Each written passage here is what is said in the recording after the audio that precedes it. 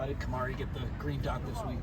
Last week? He had it for part of this past year, and just felt like just going back to the routine that we had this past year, letting him handle everything on the back end, and letting the mic still get the signal from the sideline, but he's still in charge of everything up front.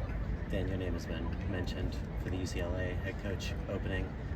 Just wondering if that is something you would consider, and also have you been contacted at all? I have not. In my mind, really just on Michigan State. We have a lot of stuff on defense we need to clean up and improve on, so that's where all my focus is right now. Is there ambition at some point to be a head coach? Is that at least what it's always been, like thinking as you've gone through?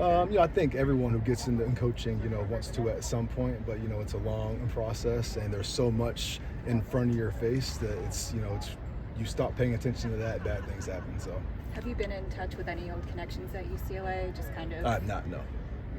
Coach, when you were watching the film, what popped out that was on the positive side, and what you just said you have stuff you have to work on? Positive side, I felt like the communication was better. I feel like the guys were playing with high effort. I think just situationally, we can improve as far as like what's the situation, what's the call, what's my leverage supposed to be, should I be off, should I be on, just small stuff like that. And then just cleaning up the penalties and missed tackles. I feel like the missed tackles got better, but the timing of them was not ideal. And then we still have too many penalties on defense that are keeping the offense on the field. Who do you look to now with chasing out? We still have the same force. We got D-Nick, we got Pops, we got Selly, we got Conley, and those are our four. And they've all played in games. We trust them all, and those are the four we're going to go with. Floyd got his first sack. A lot of younger guys getting in a rhythm early. How do you keep them level-headed at this point in the year when the games get progressively harder?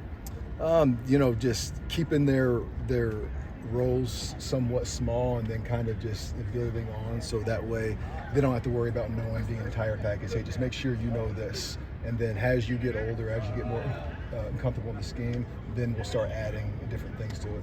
What was going through your head when Jarrett was rumbling down first touchdown? When he got the pick, I was super excited. I was like, surely someone is going to catch him for 70 yards, but I was super, super excited. I've never seen anything like that in person before, so it was fun. 19 miles an hour.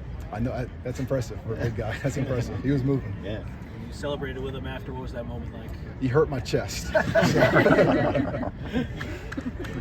Slightly kind of off topic, but when a player goes into the league, then comes back and finishes their degree here at SC or at any school, what kind of doors does that open for them?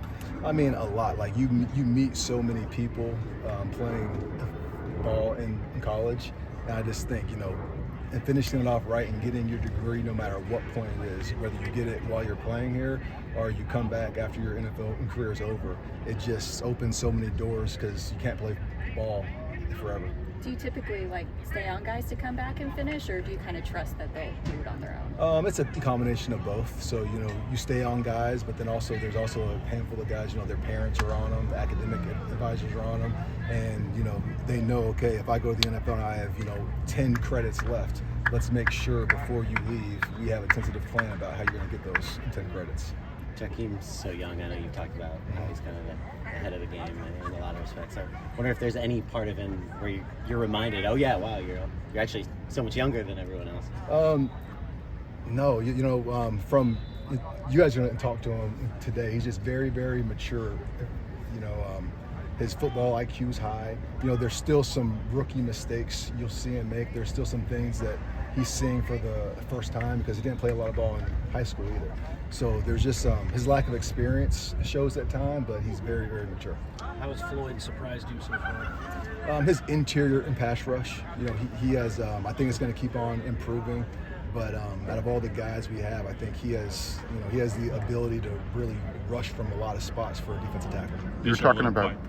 Bishop a little quieter in week 2 and then gets the 2 picks last game. What did you see out of him, and how do you want to keep him consistent through week? He's been on point. He's been doing his job. He's been where he's supposed to be, and playing safety.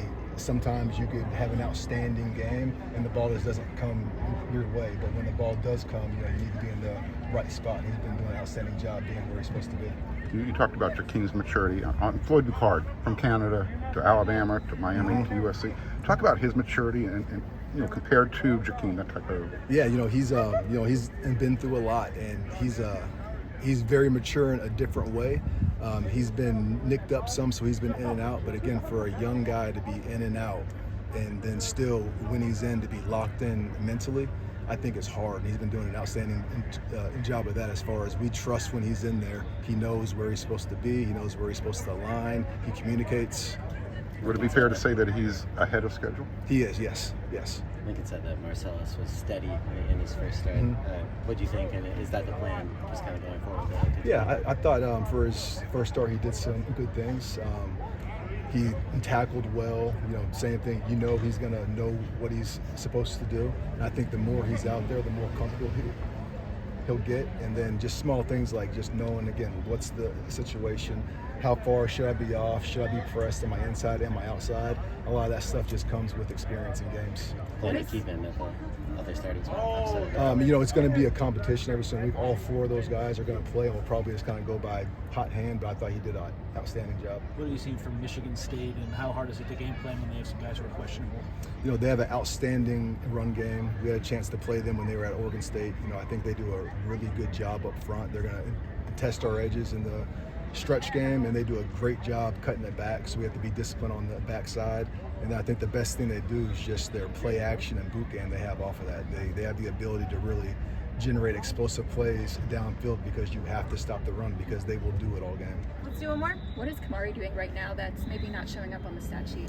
I think playing nickel is a very hard position, and we put him in there. We play man, we play spot drop zone, we play pattern match zone, we let him blitz. And he, having him in the slot, he just he takes that part of the field away. And again, there's times where it might not show up on the stat sheet all the time, but when you watch the tape, he's playing outstanding right now. Thank you, Coach Lynn. Thank you, guys.